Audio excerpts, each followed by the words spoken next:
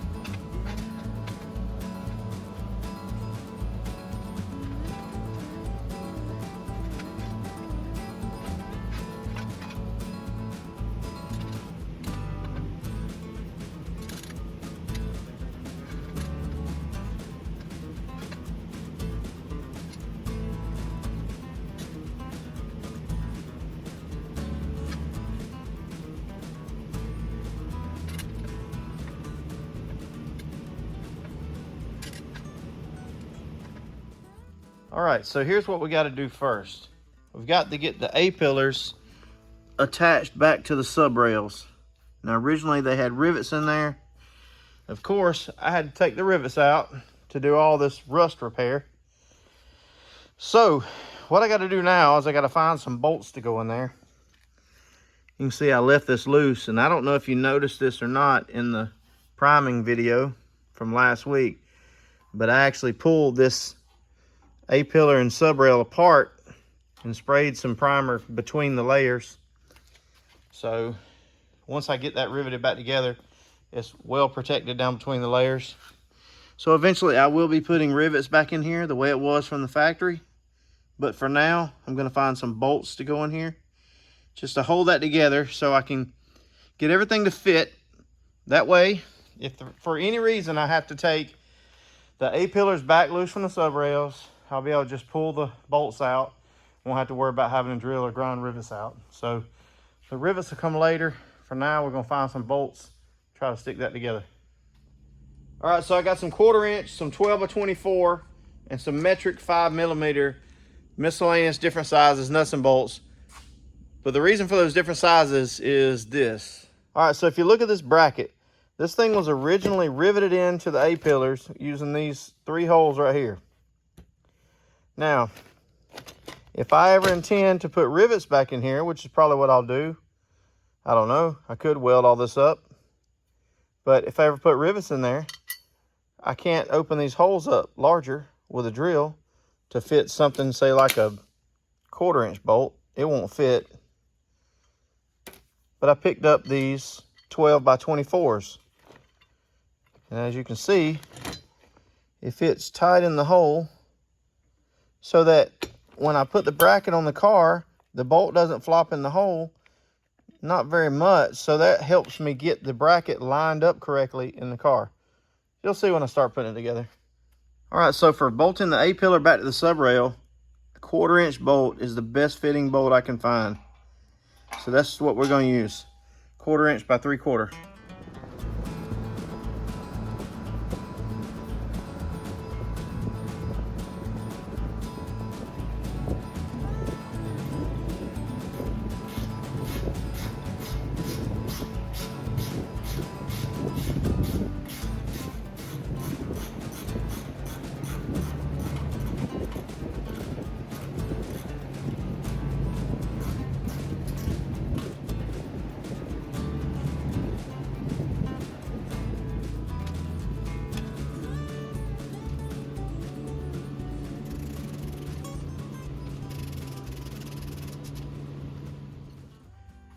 All right, so I got the A-pillars bolted back to the sub rails. What I did was I left them just a little bit loose so they'll move a tad bit. Just enough to help me when I put this bracket in, that it'll move around just enough to help me get all the holes lined up, because I got 3 holes on the bottom to line up, 3 holes down the back, 1 right here on the front that has to line up. So that little bit of play will help me get that bracket lined up. I always learned when I was young, put every bolt in the hole before you tighten a single one up. Because if you tighten one bolt up, it'll make the thing not line up right. All right, so now that I got the A-pillars bolted back to the sub rails, it's time to put these 2 brackets in. What I'm gonna use for hardware is I'm gonna put some 12 by 24 bolts here. And then in the bottom in these 3 holes down here, I'll be using some number 5 metric. That's the best sizes that I could find to fit tight in these holes. So let's get these put in.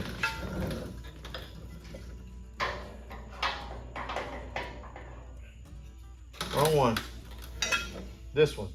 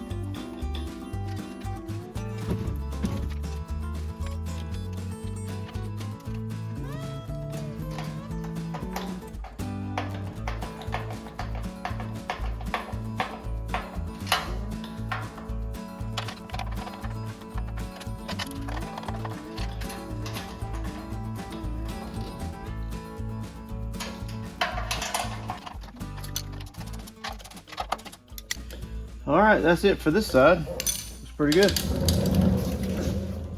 All right, so now let's put in the passenger side.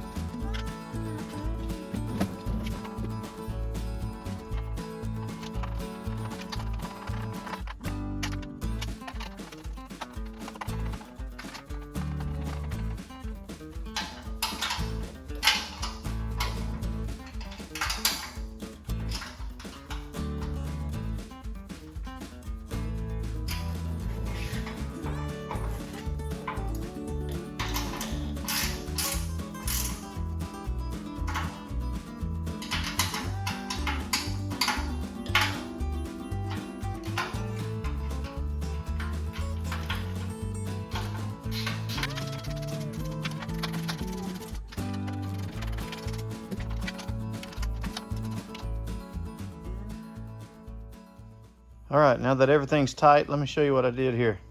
I put in some 5mm metric here. Put in some countersunk number 12 by 24s right there. And then 1/4 inch bolts right here. Had to put countersunks in here because it had rivets like this in there, flush rivets. So they were kind of countersunk down into the hole. So this is the closest thing I could find that would fit. Of course, that's temporary because when the car is finished, those won't be in there. All this is just preliminary assembly stuff just to get the car built. And then I'll have to come back and replace all this with rivets. Or maybe some of it can stay bolted. I don't know. I don't see what it would hurt to keep these bolts here I mean, you're gonna have big body bolts going down through these holes. It's all gonna be bolted together down to the frame anyway. I don't know, it originally had rivets, but they were really small, so I don't see where it would be that big of a deal. Just leave the bolts in there. But for sure, right here, we're most likely gonna have to replace these with rivets, or just come in here and plug weld through here. Because honestly, that bracket, let's go back to the front side, it's got to be welded right here anyway. It was welded from the factory. So with this bracket welded in here, I don't see any reason why I can't just weld it in here where those bolts are and it just do the same job. I mean, I don't know why I would need rivets. I'll probably just weld it, but that'll be down the road. So now it's time to get started putting in the tank and the sub-rail extensions. See if we can get that stuff put in.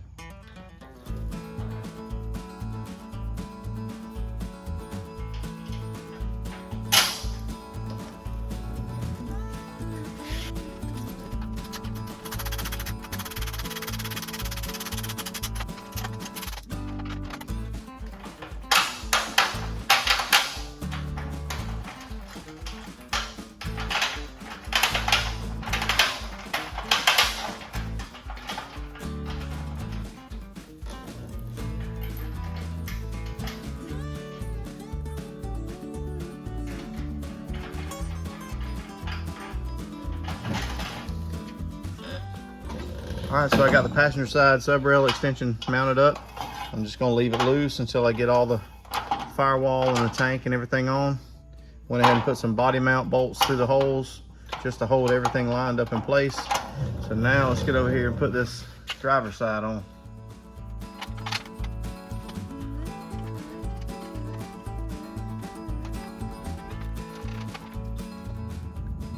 All right, so in the process of repairing this sub-rail extension, I had to replace a bunch of metal under here that was rusted away. So I ended up with a hole here that needs to be drilled. So I'm gonna go ahead and grab a bit, drill that real quick so I can finish mounting that up.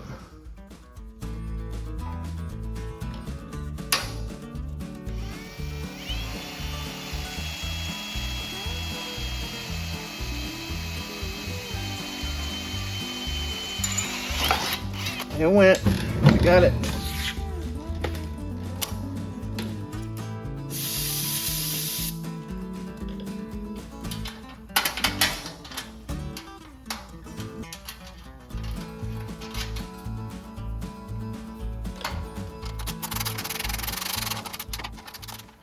All right, so both sub-rail extensions are loosely installed. I think now we're ready for the tank to go on. We'll do the tank, then the firewall, then we'll start fitting the sides of the cowl on.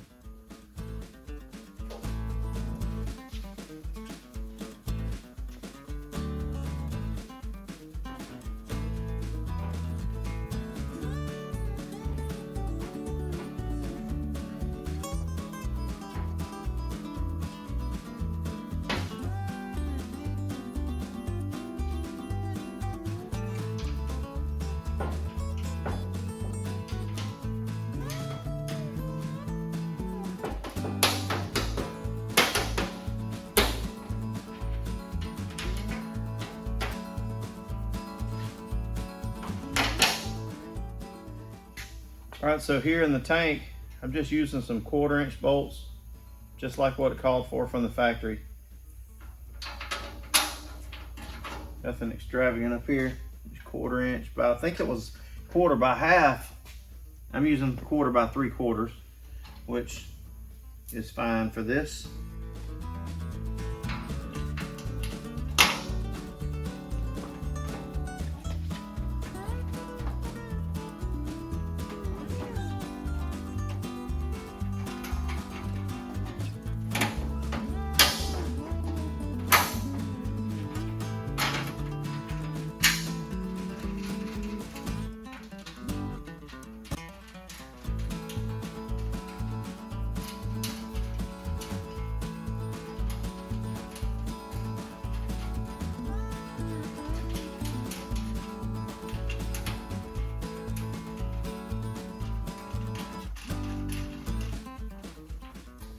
All right, now just like with the rest of it, I'm gonna run these down a little bit, but leave them loose. Leave them a little loose so the tank will move around some.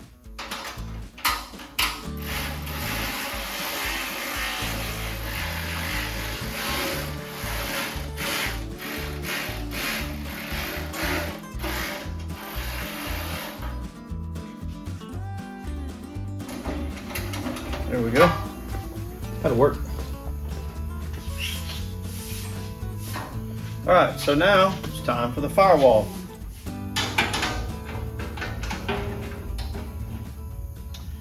All right, so what I've got to install this with is some 1/4" stainless steel acorn nuts, some 1/4" by 1/2" long bolts.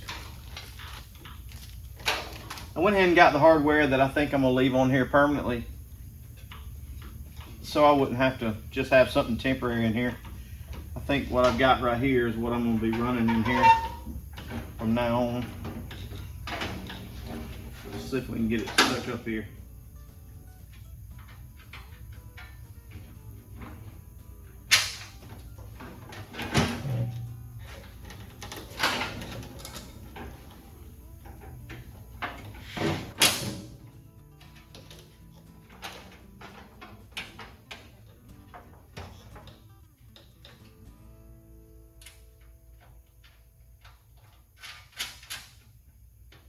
All right, I got one stuck in, but I forgot to get my lock washers. Let me get those.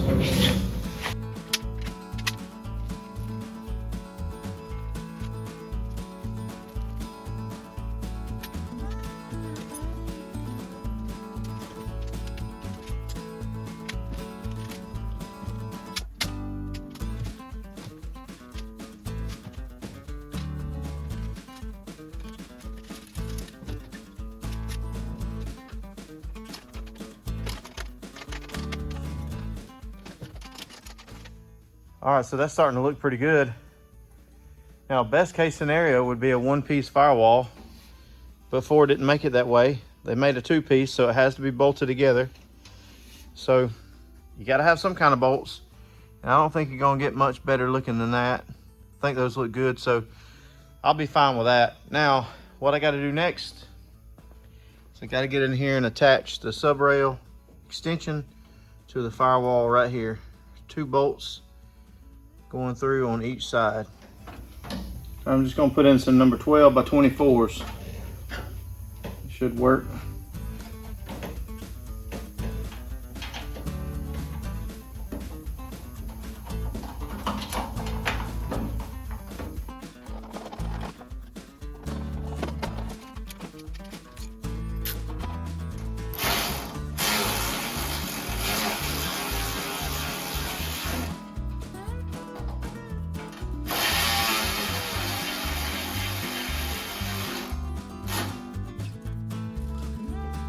All right, that worked good. Let's go to the other side.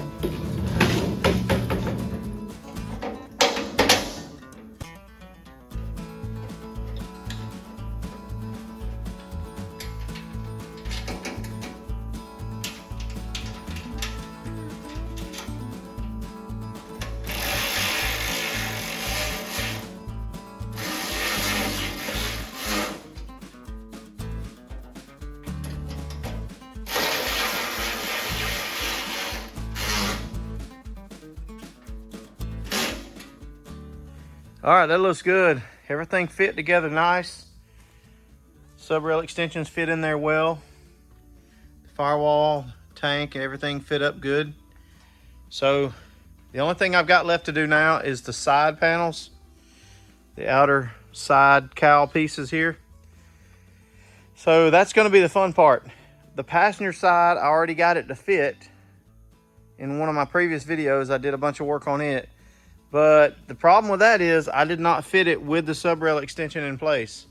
And when I tried to put the sub-rail extension in with the cowl side on, it didn't want to fit too good. So I may have to do some more work on this side. And then the driver side, I've not even started trying to get it to fit. It's still just the way I got it. That panel's still got to have a bunch of work. All right, so let's see what I got to do to get it to fit. Hopefully it fits up there pretty nicely.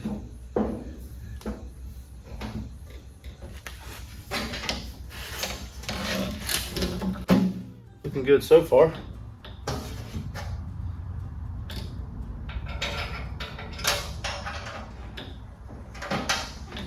Stick a couple of bolts in it to hold it in place so I can get a good look at it.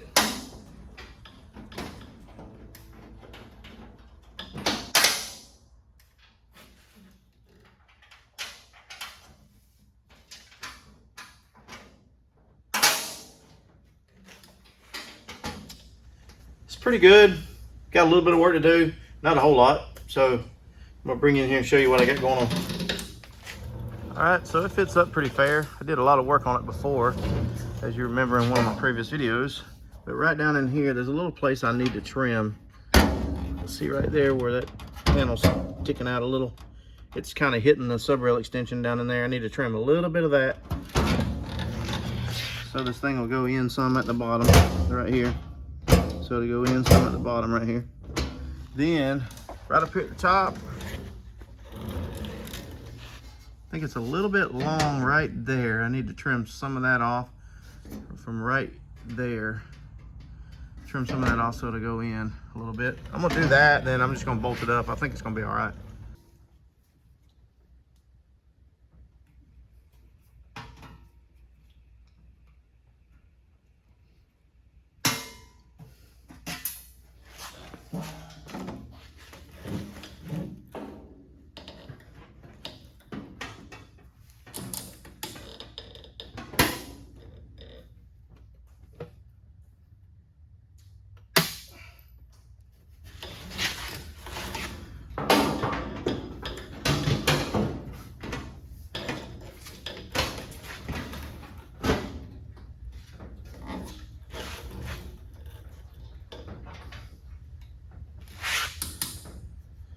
That's good.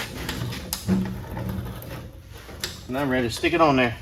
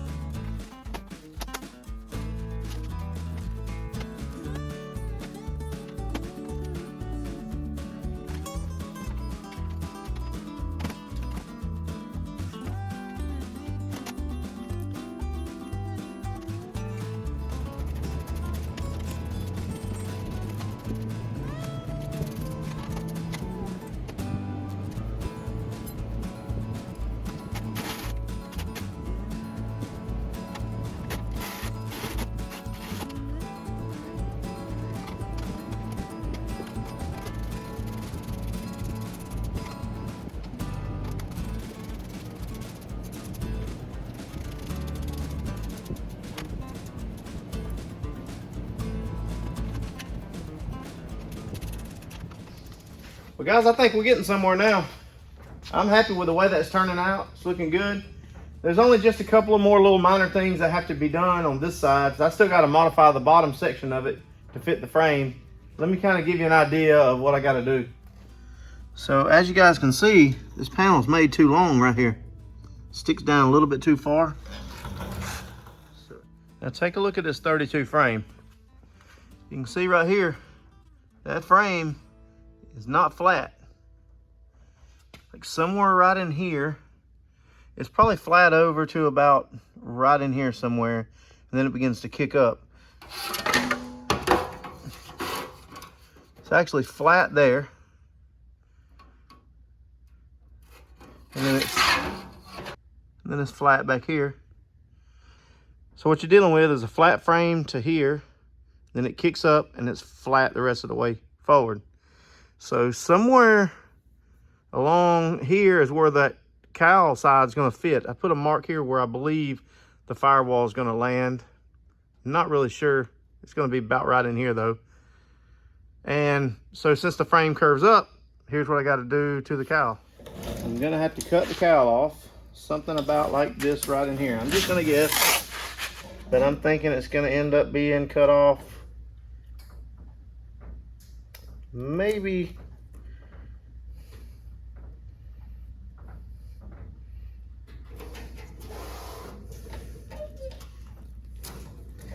something like that.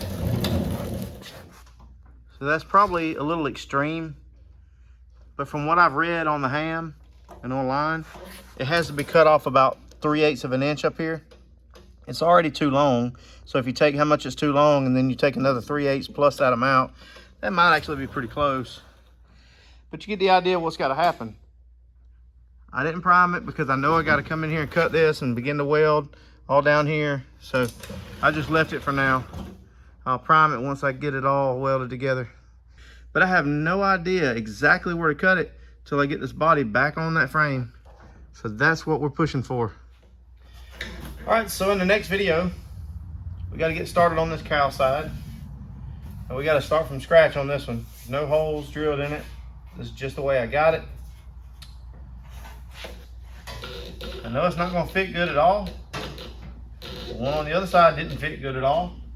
Had to do a lot of shrinking and stretching.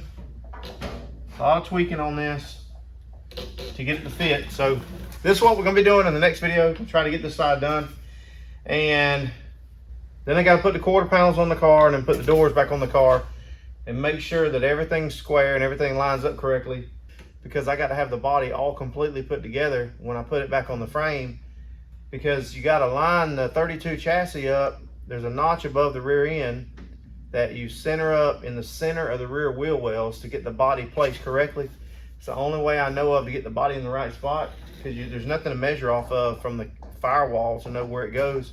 You pretty much have to center your axle center line on the rear with the rear quarter panel wheel openings. So I got to have it all put together so I can get it on the frame, get it centered up. Then I'll know where I got to cut that cowl. So it's just going to be a process of putting everything together, taking everything back apart, putting everything together, taking everything back apart until the car is done. And I'm really happy with the way it's coming along. It's looking great. Guys, I appreciate you hanging out and keeping up with the progress on this car. This car is a little different than what other people build. A lot of people will just get a pretty decent body, build a hot rod out of it. Guys, I'm taking a rust bucket, something that most people would have made a rat rod out of, and I'm saving it from the rat rodders and from the scrappers, and I'm turning it into a nice hot rod. So I think this proves from what you see here on this firewall section on this cowl and on these front A-pillars that you don't have to turn a car into a piece of junk just because it's already a piece of junk. You don't have to turn it into a rat rod just because it's rusty. You can spend some time and you can do some work, a little bit of money, a lot of labor. You can have a car that's really nice, and you don't have to start with the most expensive car out there. When I bought this car, I got it at a good deal because it was so rough. It's a lot of work. I know everybody's not cut out for it. Not everybody can do it. But guys, don't be scared of it. Don't be afraid of it. Just get out there and make it happen, guys. Make it happen. You never know how things are going to turn out until you get started. So, appreciate you guys. Thank you so much. I'll see you guys in the next video.